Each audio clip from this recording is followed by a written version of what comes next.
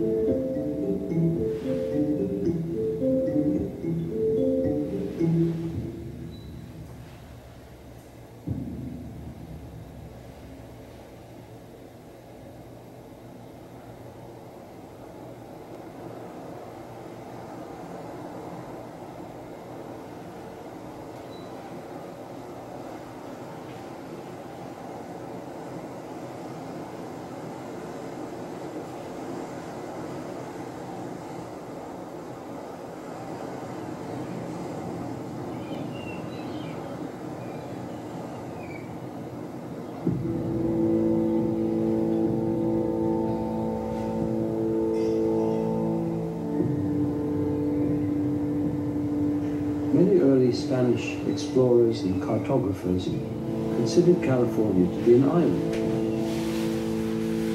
They knew it mainly as the land that faced Mexico across the Sea of Cortez, Baja California. The natives of the region knew very well the character of the land in which they dwelled, but their intimate knowledge of their world was not the kind of knowledge the Spanish sought.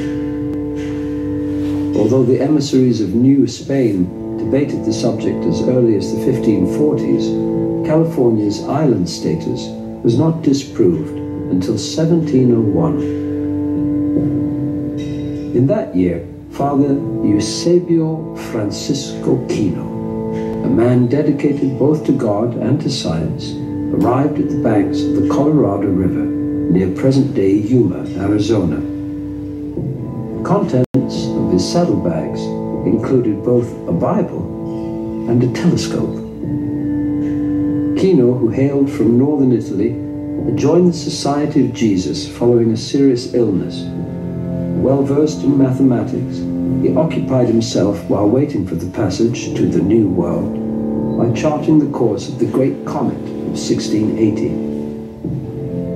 And he published his study in Mexico City the following year. Now his superiors sent him to evangelize the natives of Pimeria Alta, the lands we know today as northern Sonora and southern Arizona. On one occasion, he received a present of blue abalone shells and inquired about their origins. He was told that the shells had been brought overland from a great western ocean, undoubtedly the Pacific. If indeed a land route led from Sonora to the Pacific, then California was not an island. Kino resolved to see for himself. On the 21st of November, 1701, Kino crossed the Colorado River riding in a large basket perched on a raft drawn by a company of resplendently body-painted native swimmers. When he set foot on the far shore, Spain's California ceased to be an island.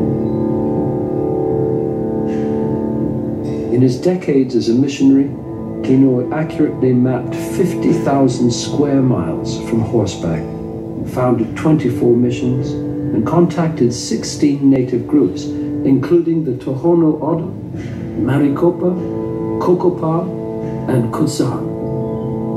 Although other representatives of New Spain, including many missionaries, saw no contradiction between saving the souls of natives while enslaving their bodies, Kino successfully petitioned for comparative mercy, and a law was declared that spared natives from forced labor for 20 years, albeit following their baptism. To this day, pilgrims visit Kino's bones in the small town of Magdalena de Kino in Sonora, Mexico.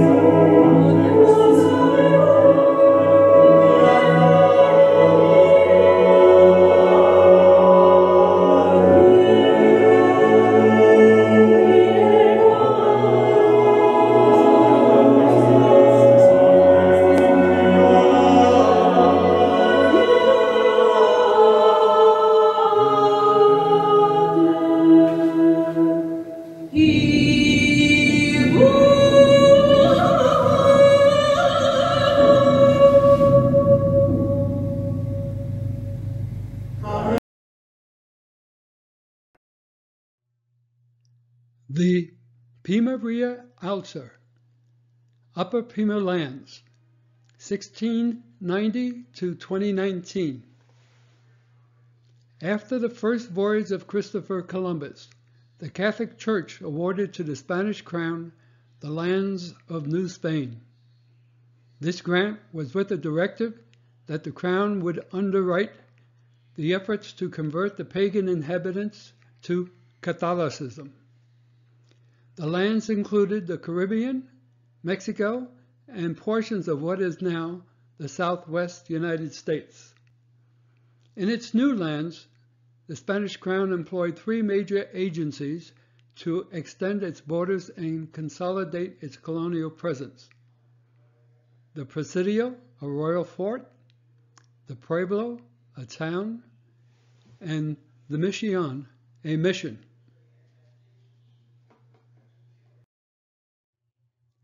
Father Eusebio Francisco Kino, 1645 to 1711.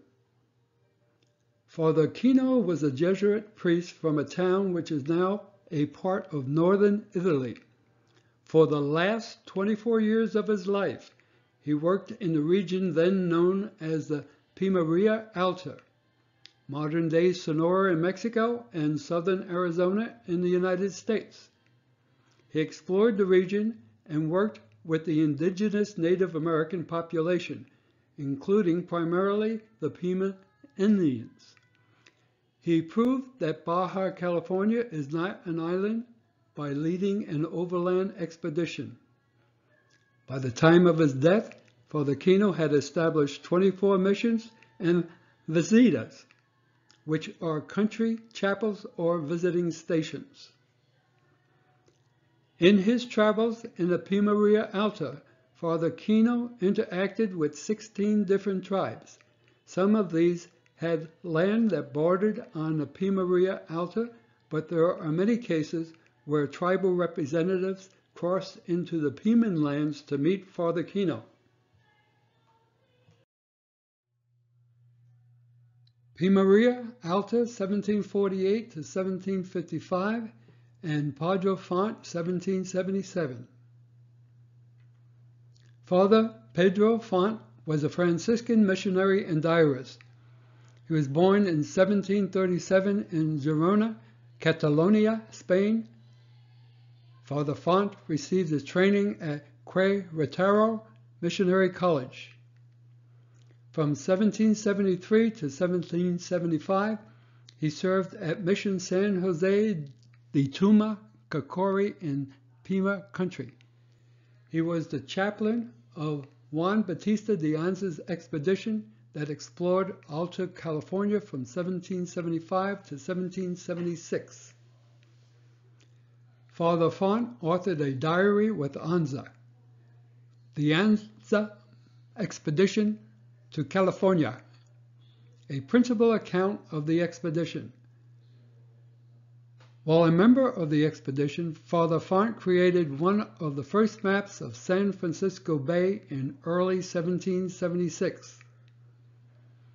He also identified the site for the proposed Mission San Francisco de Assisi, which would be established later that year by Fathers Junipero Serra and Francisco Palio. In 1777, Father Font's map named the mountain range currently known as the Sierra Nevada. Padre Font interacted with Native Americans of the area and, among other things, made observations about transgender or homosexual activity, and saw a great need for Christianity to eradicate these nefarious practices. San Xavier del Bac was established in 1692 by Father Eusebio Francisco Kino, who founded a chain of Spanish missions in the Sonoran Desert. A Jesuit of Italian descent, Father Kino often visited and preached in the area known then as the Pimeria Alta colonial territory of the Viceroyalty of New Spain. Construction of the first mission church, about 2 miles from the site of today's mission, began in April 28, 1700. As written in his diary, on the 28th we began the foundations of a very large and capacious church and the house of San Xavier del Bac. All the people worked with much pleasure and zeal, some in digging the foundations, others hauling many good stones of Telzontel from a little hill which was about a quarter league away. On the 29th, we continued laying foundations of the church and the house. The little hill is believed to be southeast of San Xavier del Bac. Charles III of Spain distrusted Jesuits, and in 1767 banned them from Spanish lands in the Americas. He installed what he considered the more reliable Franciscan order as replacements. The original church proved vulnerable to Apache attacks, which the Apaches finally destroyed in about 1770. From 1775 on, the mission community and its Indian converts were protected somewhat from Apache raids by the Presidio San Agustin del Tucson, established roughly 7 miles downstream of the Santa Cruz River. The present mission building was constructed under the direction of Franciscan Fathers Juan Bautista Valderrame and Juan Bautista Lorenz between 1783 and 1797. With 7,000 pesos borrowed from a Sonoran rancher, they hired architect Ignacio Gayana, who employed a large workforce of Indians to create today's church. Following Mexican independence in 1821, what was then known as Alta California was administered from Mexico City. In 1822, the mission was included under the jurisdiction of the Catholic Diocese of Sonora. In 1828, the Mexican government banned all Spanish-born priests, with the last resident Franciscan departing San Xavier for Spain in 1837. Father Miguel Hidalgo, 1753 to 1811. Father Miguel Hidalgo was a Mexican Catholic priest and a leader of the Mexican War of Independence. As a priest, Father Hidalgo served in a church in Dolores, Mexico. After his arrival, he was shocked by the poverty he found. He tried to help the poor by showing them how to grow olives and grapes. But in Mexico, growing these crops was discouraged or prohibited by the authorities due to Spanish imports of the items. In 1810, he gave the famous speech, The Cry of Dolores, calling upon the people to protect the interests of their King Fernando VII, held captive by Napoleon. Father Hidalgo revolted against the European-born Spaniards who had overthrown the Spanish viceroy. He marched across Mexico and gathered an army of nearly 90,000 poor farmers and Mexico civilians. Hidalgo's army attacked and killed both Spanish Pencilarios and Criollo elites, even though Hidalgo's troops lacked training and were poorly armed. These troops ran to a clan of 6,000 well-trained and armed Spanish troops, who mostly fled or were killed at the Battle of Calderon Bridge on 17 January 1811. Hidalgo was turned over to the Bishop of Durango, Francisco Gabriela de Olivares, for an official defrocking and excommunication on 27 July 1811. He was then found guilty of treason by a military court. Hidalgo was executed by a firing squad on 30 July 1811 at Chihuahua, Mexico. There are many theories about how he was executed. The most famous, he was killed by a firing squad and then decapitated on 30 July at 7 o'clock in the morning. Before his execution, he thanked his gaolers, the executioners, 2 soldiers, Ortega and Melchor, for their humane treatment. At his execution, Hidalgo stated, "Though I may die, I shall be remembered forever. You all will soon be forgotten." His body, along with the bodies of Allende, Aldama, and Jose Marano Jimenez, were decapitated, and the heads were put on display on the 4 corners of the Alhambra de Granaditas in Guadalajara. The heads remained there for 10 years until the end of the Mexican War of Independence, to serve as a warning to other insurgents. Hidalgo's headless body was first displayed outside the prison, but then buried in the Church of St. Francis in Chihuahua. Those remains were transferred to Mexico City in 1824. Anza's colonizing expedition, 1775 to 1776. The city of San Francisco was founded in 1776 by a body of settlers brought for the purpose from Sonora under the leadership of Lieutenant Colonel Juan Bautista de Anza. The chaplain of the expedition was Father Pedro Font, who accompanied Anza from San Miguel de Horcasitas to San Francisco Bay and back, a journey which occupied from September 29, 1775 to June 1, 1776.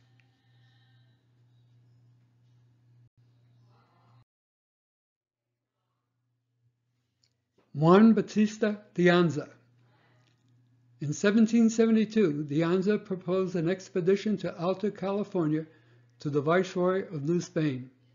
This was approved by the King of Spain, and on January 8, 1774, with 3 padres, 20 soldiers, 11 servants, 35 mules, 65 cattle, and 140 horses, de Anza set forth from Tubac, Presidio, south of present-day Tucson, Arizona. Following the Indian trade routes, Anza scouted a path in 1774 that would allow for a colonizing expedition, including much-needed livestock and supplies. Upon this success, he was granted permission to recruit and lead a group of settlers to Alta California. Spain's goal was to establish the first colony in a place they call El Rio de San Francisco. Anza's goal was to safely deliver the settlers, thus fulfilling his father's dream. Anza led about 240 people, more than 1,800 miles to settle Alta California.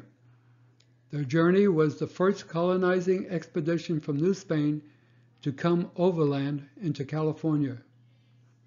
The 1775-1776 Anza's expedition laid a new cultural foundation for the American West. The expedition's living legacy is found not only among the descendants and native peoples, but throughout modern Arizona and California and beyond. Treaty of Guadalupe, Hidalgo, 1848. Mexican-American War, 1846 to 1848. On May 13, 1846, the U.S. Congress voted in favor of President James Polk's request to declare war on Mexico in a dispute over Texas.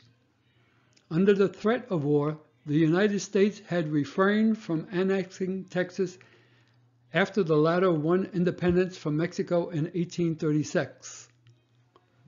But in 1844, President John Tyler, 1841 through 1845, restarted negotiations with the Republic of Texas, culminating with a treaty of annexation. Following the defeat of the Mexican army in the fall of Mexico City in September 1847, the Mexican government surrendered and peace negotiations began. The war officially ended with the February 2, 1848, signing in Mexico of the Treaty of Guadalupe, Hidalgo. The treaty added an additional 525,000 square miles to the United States territory, including the land that makes up all or parts of present-day Arizona, California, Colorado, Nevada, New Mexico, Utah, and Wyoming.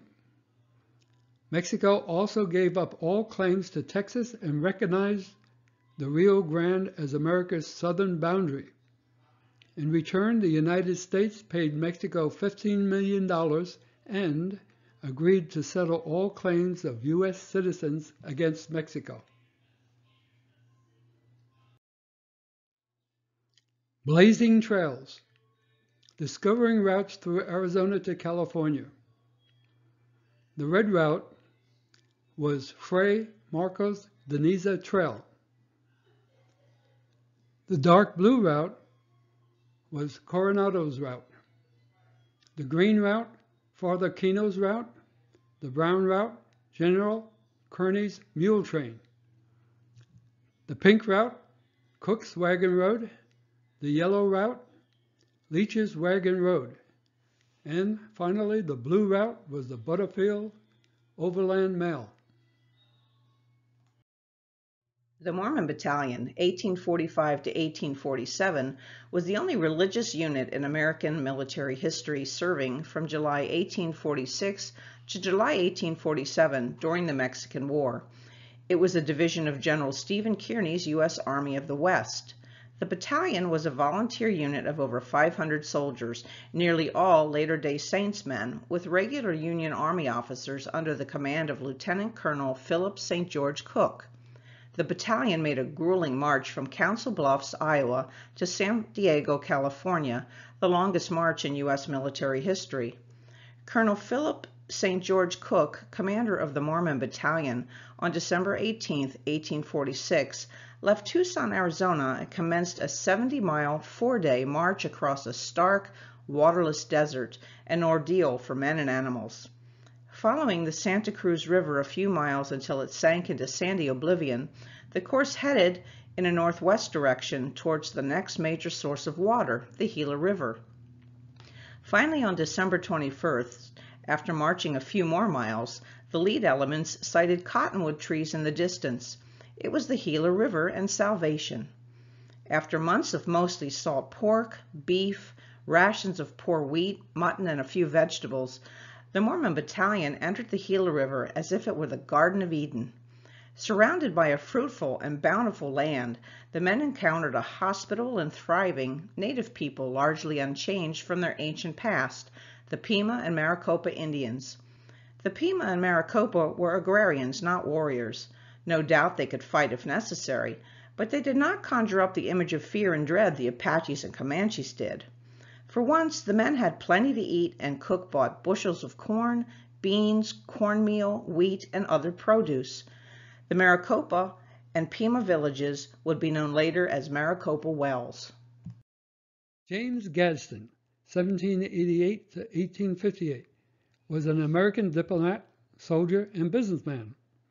James Gadsden served as Adjutant General of the U.S. Army from August 13, 1821 to March 22, 1822. Between 1853 and 1856, he served as U.S. Minister to Mexico. He was known commonly as General Gadsden, although he never had a rank above colonel. President Franklin Pierce, 1804 to 1869, was the 14th President of the United States. He served from 1853 to 1857.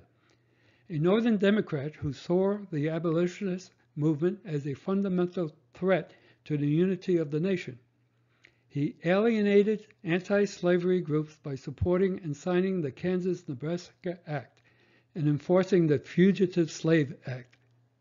Yet he failed to stem the conflict between the North and South, setting the stage for Southern secession and the American Civil War. He was a young American expansionist who signed the Gadsden Purchase of land from Mexico and led a failed attempt to acquire Cuba from Spain. The Gadsden Purchase is a 29,640 square mile region of present-day southern Arizona and southwestern New Mexico that was purchased by the United States in a treaty signed on December 30th, 1853 by James Gadsden, who was the American ambassador to Mexico at the time.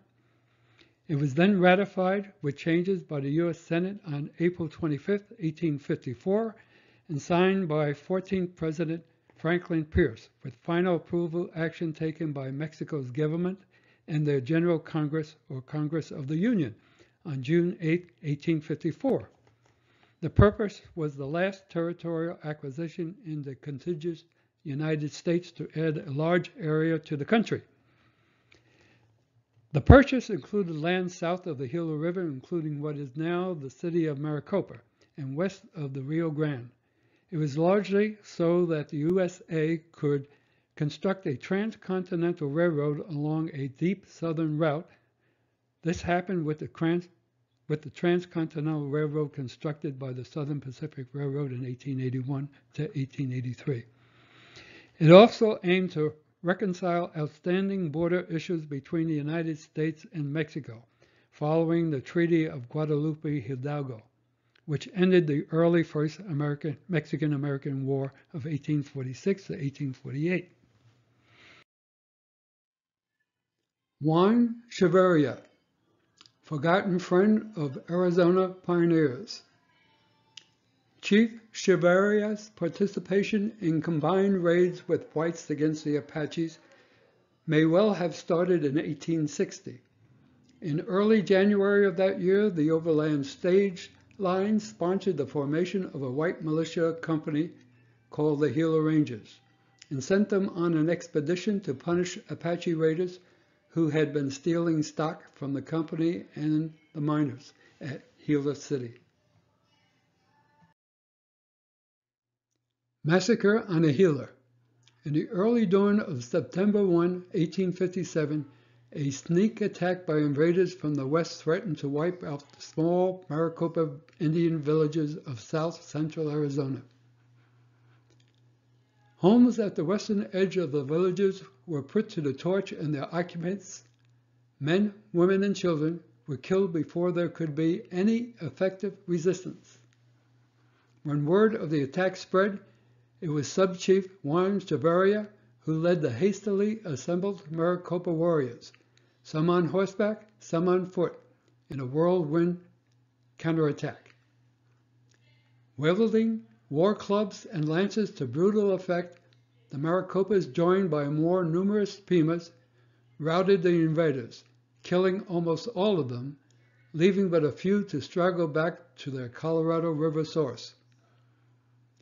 It was a war party of some 100 Croatians, Yumas, and a few Mojave and Tonto Apache allies that carried out the 1857 dawn attack.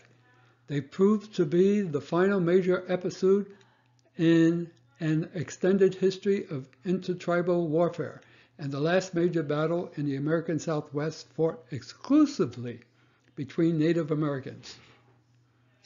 For the first time, the name of Chief Juan Chavarria appeared in the written records of Arizona history, but it would not be the last.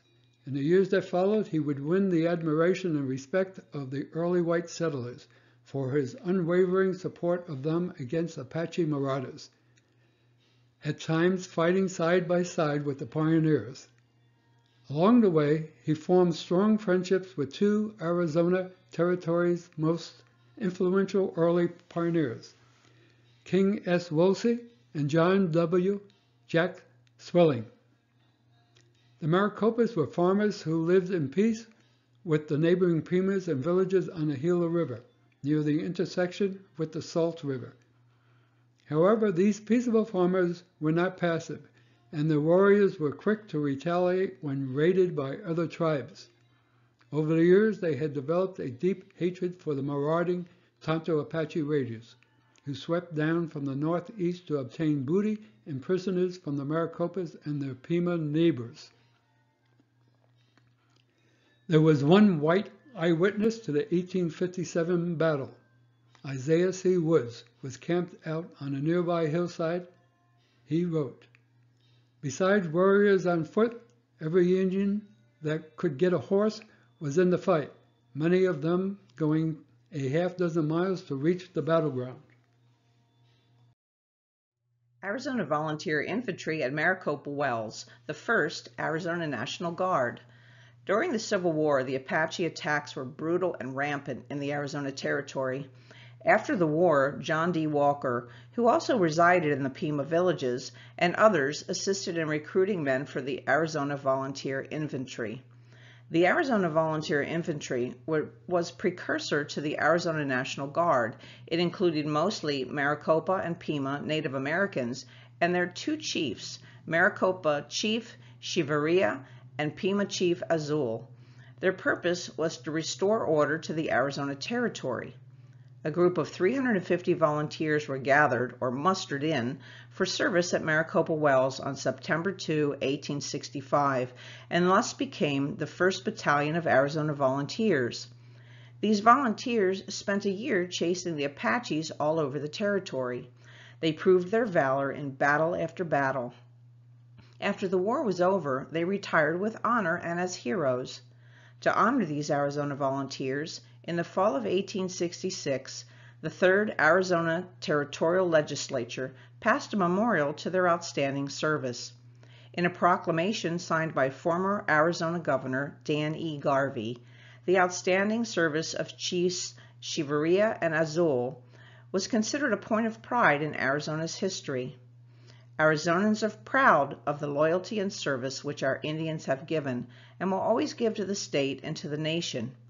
Maricopa Chief Juan Cheverria led Company B with 94 Maricopa volunteers, and Pima Chief Antonio Azul led 88 Pimas in Company C. Descendants of these brave warriors kept the state proclamations dating back to 1940s alive for many years, with a reenactment of the mustering in ceremonies in 1865 at Maricopa Wells, commemorating the service of Companies B and C as Arizona's first National Guardsmen. Maricopa Wells today. The arrow indicates the southeastern tip of the Estrella Mountains. The organization of the Butterfield Overland Mail Company and the San Antonio and San Diego Mail Line, and the selection of the Pima villages as a central stage and mail stop in 1858, proved to be an economic boon to the Pima and Maricopa. The Confederate tribes claimed all of the land and its resources in south-central Arizona. A proposal Isaac C. Woods, General Superintendent of the San Antonio and San Diego Mail Line, soon discovered. Having made several trips across the desert, Woods met in conference with the chiefs and headmen of the two tribes on November 15, 1858. Maricopa Wells continued to grow, especially after the Butterfield Company began service the fall of 1858. By the spring in 1859, a U.S. Post Office opened at the Wells, which not only served as a stopover for immigrant travelers and also provided the last water before the 40-mile desert, but also grew into a trading post that in time included a blacksmith shop, hotel, and the first military telegraph line in Arizona Territory. By 1870, it was, along with Prescott, one of the two transportation hubs for Arizona Territory, remaining an important communication hub, until the Southern Pacific Railroad arrived in 1879 and established Maricopa Junction as the new hub. There was danger of attack by the Apaches, especially near Apache Pass and the spectacular Chiricahua Mountains in southeast Arizona. Most accounts of the friendly Indians near Maricopa Wells were very favorable. Most travelers were fascinated by the variety of cactus, particularly the large saguaro.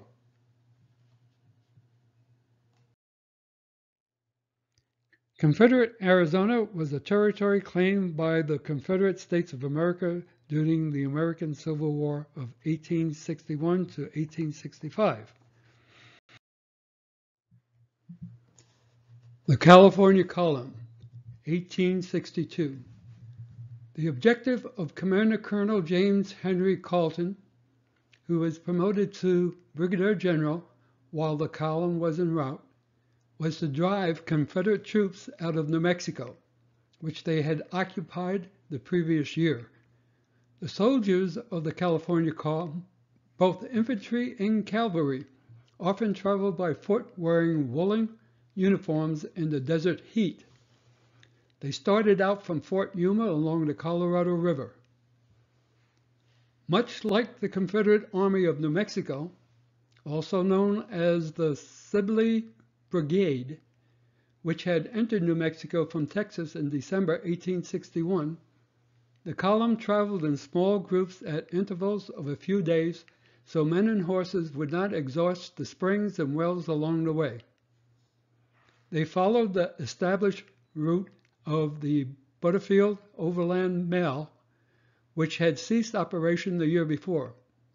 The mail posts were filled with food and grain, which Union spies had stocked there before the invasion.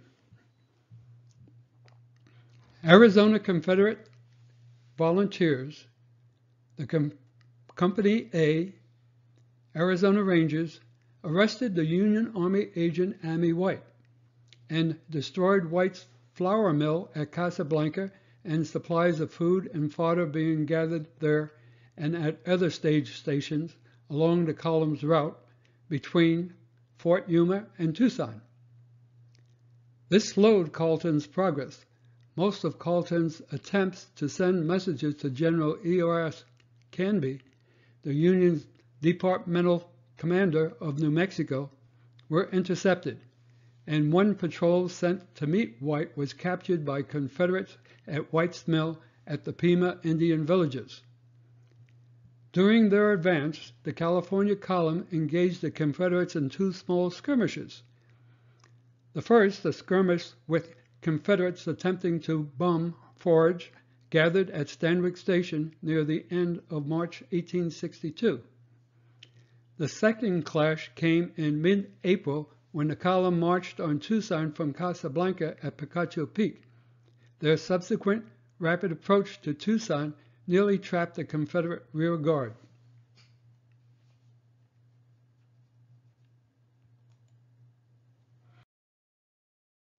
In February 1862, a band of Confederate Rangers under Captain Sherrod Hunter raised the Stars and Bars of Tucson, Arizona, part of an effort to create an ocean-to-ocean confederacy. To thwart this move, a Union column from California under Colonel James H. Carleton set out across the lonely desert towards Tucson from Maricopa Wells.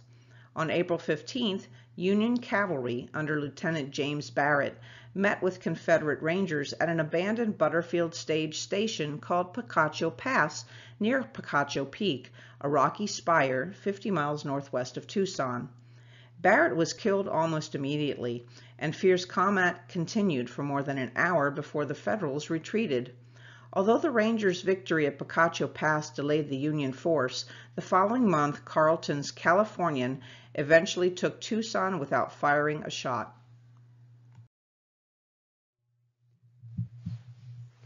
The Battle of Picacho Peak, Picacho Pass. On April 15, 1862, the westernmost battle of the Civil War was fought near the rocky slopes of a volcanic spire about 50 miles south of Phoenix. The fierce skirmish involved just 24 men, yet it lasted a good part of the afternoon and resulted in a high percentage of casualties: 3 dead, 3 wounded, 3 captured. The relay station was in the flat, mesquite-covered desert at the base of Picacho Peak. The isolated peak was an unmistakable outline and had been used as a navigation marker for centuries. A lookout on the surrounding high ground with a spyglass could see for 30 miles or more. The 10-man outpost was watching for a 2,000-man column lumbering towards them from the west. They were not expecting fast-moving Union cavalry to ride around the mountains and come in from behind, but that is what happened. The commander of the 270-man Union advance guard was Captain William Calloway. This was the same unit that had engaged the Confederates at Stanwick Station. Calloway suspected that Picacho Pass would be manned by at least an outpost or possibly a full-scale ambush. On April 15, he dispatched 2 cavalry patrols to ride hard around the mountains to the north and south and approach the pass from the east. They were not to engage anyone. Their mission was to recon, report, and block any escape to Tucson.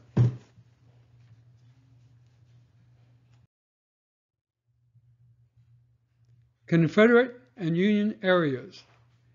1863. Confederate Arizona was a territory claimed by Confederate States of America.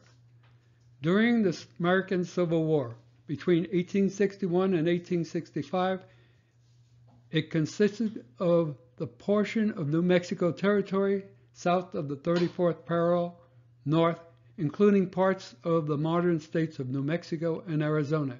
Its capital was Mesilla, along the southern border.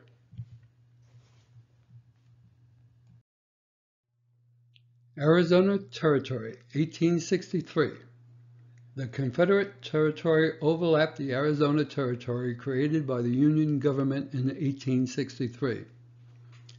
But the physical geography differed, in that the Confederate Arizona Territory was approximately the southern half of the pre-existing New Mexico Territory, while the Union Arizona Territory was approximately the western half of what had been New Mexico Territory. The Confederate Territory was officially declared on August 1, 1861, following the Confederate victory at the Battle of Misión. Confederate hold in the area was soon broken, however, after the Battle of Glorieta Pass, the defining battle of the New Mexico Campaign. In July 1862, the government of the Confederate Territory of Arizona relocated to El Paso, Texas, then withdrew with the approach of Union troops to eastern Texas, where it remained for the duration of the war. The territory continued to be represented in the Confederate Congress, and Confederate troops continued to fight under the Arizona banner until the war's end. Each year, there is a Civil War reenactment of the Battle of Picacho Peak and Glorieta Pass, New Mexico Territory.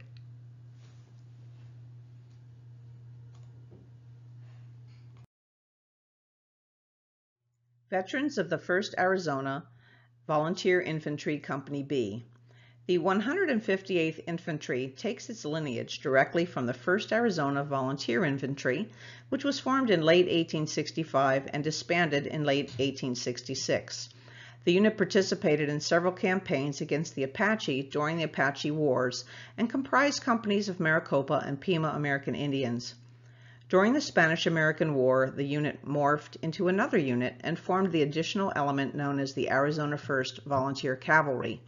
They soon adopted as their motto, Cuidado, a Spanish word meaning take care, in reference to be on guard when they would patrol.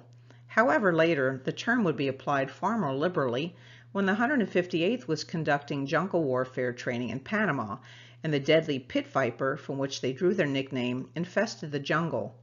From here, bushmasters would tell each other to beware of the snake.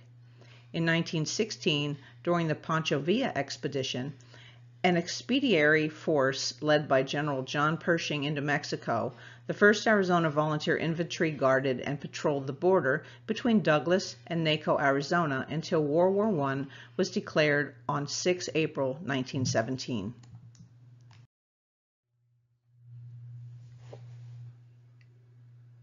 Arizona National Guard, 1864 to 1866. In late March of 1864, Governor Goodwin announced his determination to make Arizona safe and promised to subdue the ruthless barbarians, whatever it may cost. He appointed King Wolseley as his military aide, with the rank of lieutenant colonel, and dispatched him on an expedition with nearly 100 men, including 20 who led the supply train looking for hostile Indians. The men received rations and supplies at Fort Whipple and enlisted a large number of Maricopa Indians to accompany them. The Maricopa were eager to strike the Pinal Apaches, a blow which will deter them from further depredations in this vicinity. Wolseley's expedition left his Agua Fria ranch on the night of March 31 and stayed in the field until April 17. In 2 fights with Apaches, the party killed 30 and wounded 14 Indians. Raising the Arizona Volunteer Infantry Regiment. Approval to raise the regiment of Arizona Volunteers came from the War Department in the spring of 1865.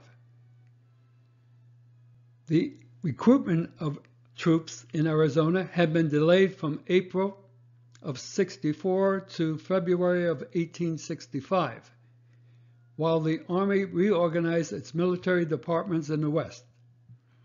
On receiving proper authority from Washington, Arizona Governor Goodwin set into motion his plan for raising a regiment of 5 companies of native soldiers.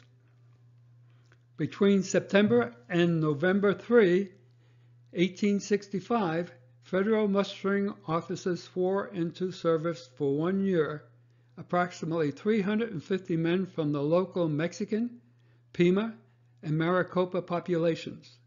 The soldiers were assigned to permanent duty after they were mustered.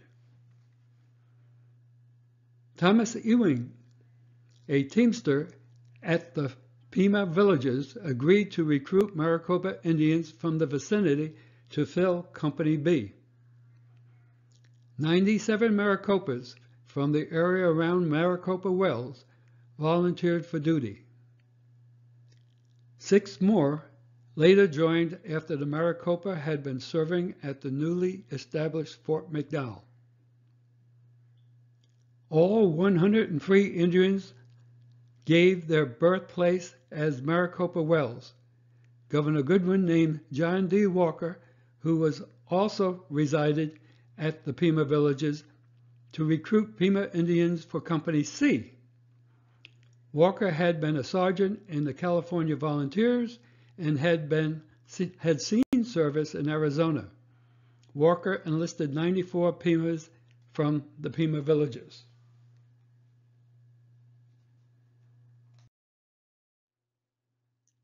In 1901, Poor's Southern Pacific Company. In 1883, the Southern Pacific Railroad completed its line between Galveston, Texas and Los Angeles, California, creating America's second transcontinental railroad. The line became known as the Sunset Route and served as an important all-weather link between the West Coast and eastern United States. Today, this line is operated by the Union Pacific, which absorbed the Southern Pacific in 1996. The original, more northerly transcontinental line, completed in 1869, was prone to closures during times of severe winter weather.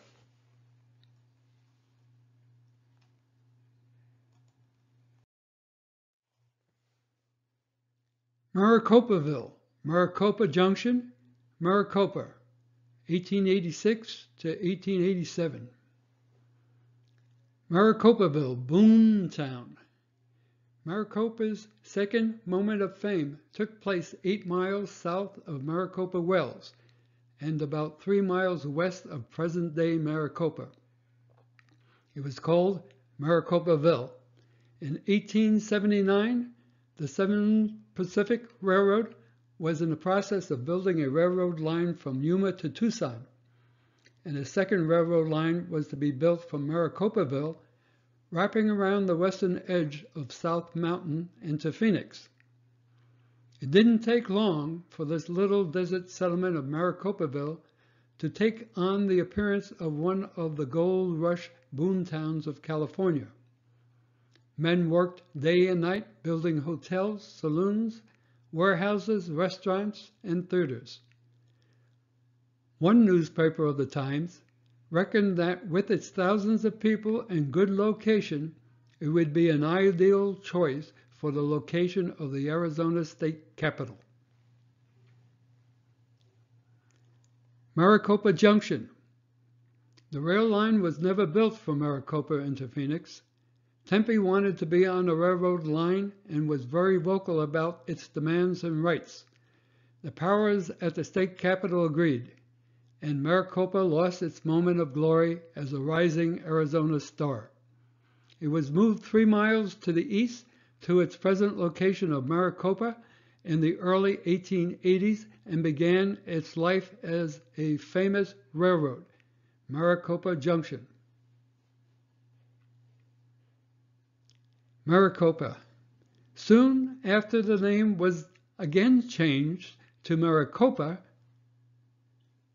when the first M&P railroad train left Maricopa for Phoenix on July 4, 1887.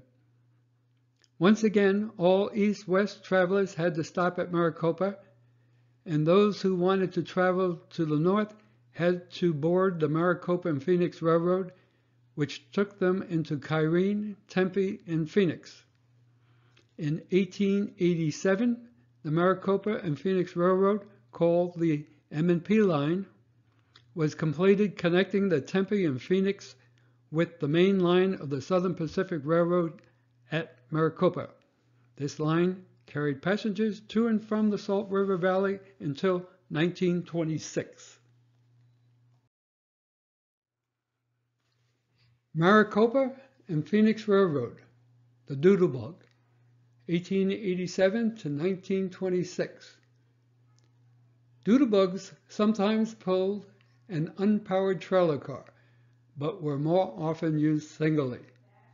They were popular with some railroads during the first part of the 20th century to provide passenger and mail service on lightly used branch lines at less expense than with a train consisting of a locomotive and coaches. Several railroads, mostly small regional and local networks, provided their main passenger services through Doodlebugs in a cost-cutting effort. The M&P Railroad bought two McKean motor cars numbered number 1 and number 2. Both were 55 foot 6 inches in length. Both held 72 passengers with no baggage area. Both weighed 30 tons, and both were built in August of 1908. Both were later sold to the Arizona Eastern Railroad, and they both stayed as Motor Car 1 and 2. After that, both cars were sold to the Southern Pacific Railway. Number 1 became 69, and number 2 became number 70. Motor Car 69 was scrapped in July 1934, while Motor Car 70 was scrapped later in June 1935. Organized in 1886, the Maricopa and Phoenix Railroad was built with Southern Pacific backing from the Southern Pacific's main line at Maricopa Wells, north through the farming community of Tempe to Phoenix. The M&P Railroad began operation in July 1887 and continued under that name until December 1895. It was considered with the Phoenix, Tempe, and Mesa Railway, built 1894 to 1895 between Phoenix and Mesa, 8 miles to the east. The new company was named Maricopa and Phoenix and Salt River Valley Railroad. This company was sold July 1907. In January of the following year, it was taken over by the Second M&P Railroad, a subsidiary of the Southern Pacific. 2 years later, the Maricopa and Phoenix became a part of another Southern Pacific company, the Arizona and Eastern Railroad.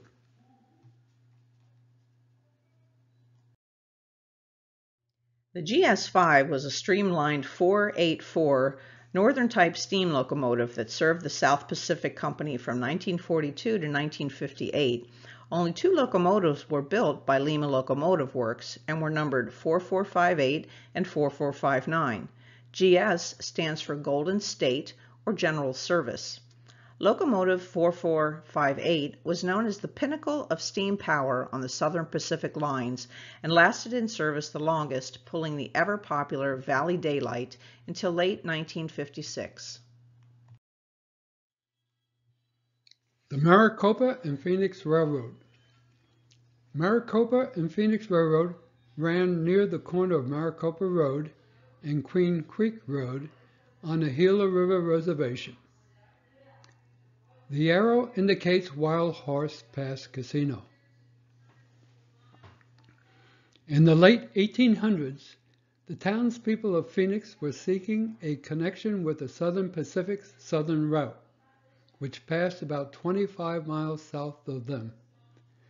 Once receiving authorization from Congress to build a railroad line through the Gila River Indian Reservation, the Maricopa and Phoenix Railroad commenced construction with mainly Mexican immigrants in 1886, completing the line in 1887.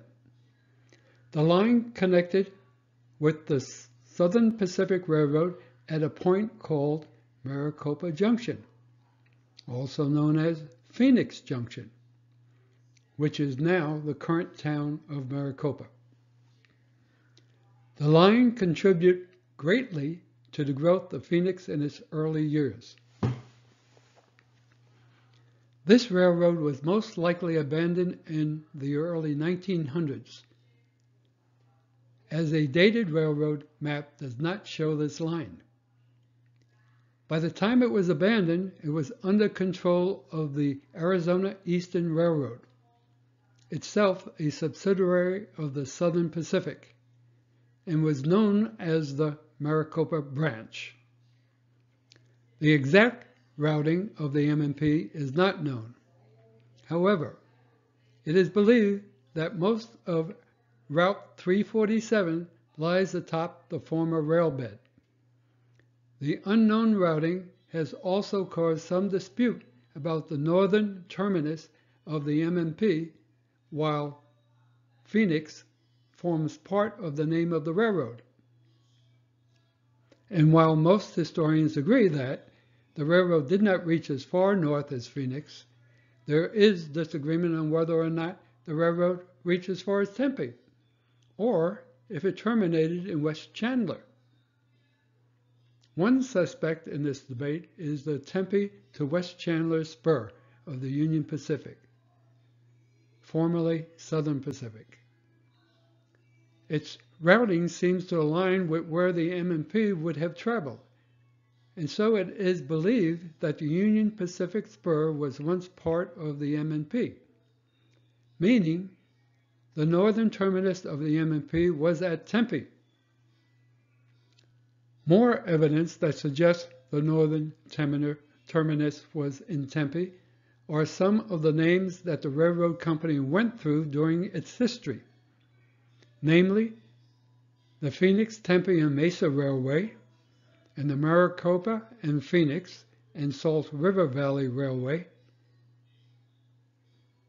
Detractors to this argument state that these names only indicate the intention of the railroad to reach those towns and not the actual destinations themselves.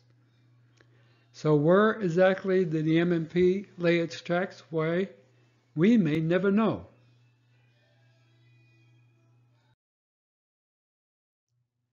The historic Maricopa Railroad Station Water Tower. An eastbound Union Pacific double-stack freight is just approaching the old railroad water tower. In May 2019, Big Boy locomotive number 4014 made its first excursion run amid the celebrations marking 150 years since the completion of the first transcontinental railroad. Following its May 4th christening at the Cheyenne Depot Museum, Wyoming, the locomotive, along with number 844, traveled to Ogden, Utah. Big Boy subsequently made 2 additional tours on its own, with the first tour taking it through Midwestern United States from July 8th to August 8th, 2019, and the second tour taking it through the Southwestern United States from September 27th to November 26th.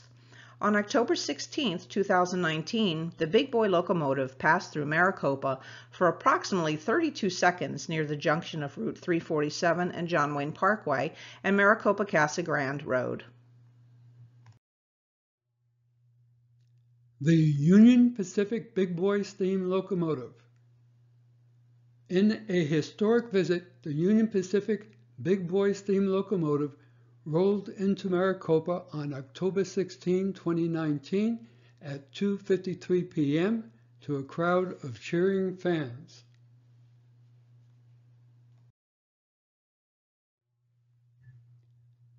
The Maricopa Historical Society. To learn more about our colorful Maricopa history, contact the Maricopa Historical Society. Thank you for listening.